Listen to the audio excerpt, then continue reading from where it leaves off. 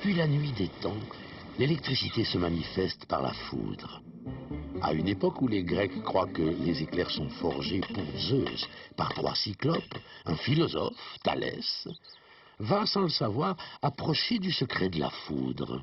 Il s'aperçoit que l'ambre, quand on le frotte, attire à lui de petits morceaux de paille. L'ambre semble posséder un fluide bien étrange. En 1720, on appelle ce fluide électricité, du nom grec de l'ambre, électron. Entre-temps, on construisit beaucoup de machines à attirer les brindilles. L'électricité fait la joie des salauds. Un Hollandais habitant à Leyde, Musschenbroek, veut capturer ce fluide en le mettant dans une bouteille. Il reçoit aussitôt une décharge si forte qu'il se croit mort. Un physicien, abbé de surcroît, Nollet, présente la bouteille de lead au roi Louis XV. Il électrise une farandole de 200 gardes françaises. On renouvelle l'expérience avec des chartreux, tricornes ou tonsure, le résultat est le même. Avec d'autres savants, Franklin se demande s'il n'y a pas une parenté entre la foudre et l'étincelle électrique. Jusque-là, les explications de la foudre étaient aussi nombreuses qu'embarrassées.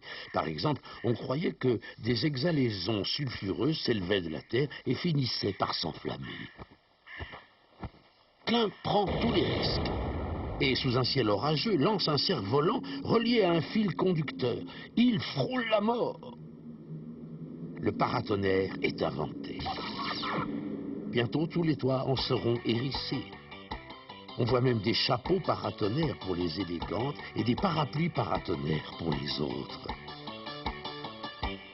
Mais c'est une grenouille qui fait faire à l'électricité un bond prodigieux. Galvani, professeur d'anatomie à Bologne, remarque que des cuisses de grenouille pendues à son balcon s'agitent toutes seules. Il croit avoir découvert le secret de la vie et de l'électricité. Erreur, gravissime erreur, réplique Volta. L'électricité naît du contact des métaux, elle n'est pas dans la grenouille. Et Volta le prouve.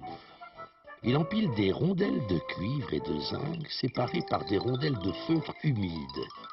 L'électricité sort de cette pile. Cette fois, ce n'est plus une simple décharge, c'est le courant. Devant l'Institut, Volta présente son invention à Bonaparte. L'un et l'autre feront une brillante carrière.